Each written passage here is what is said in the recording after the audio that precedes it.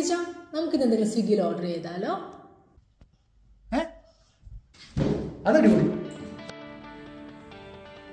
Okay, Swiggy എടുത്തു. എന്നാ order ചെയ്യുന്നത്?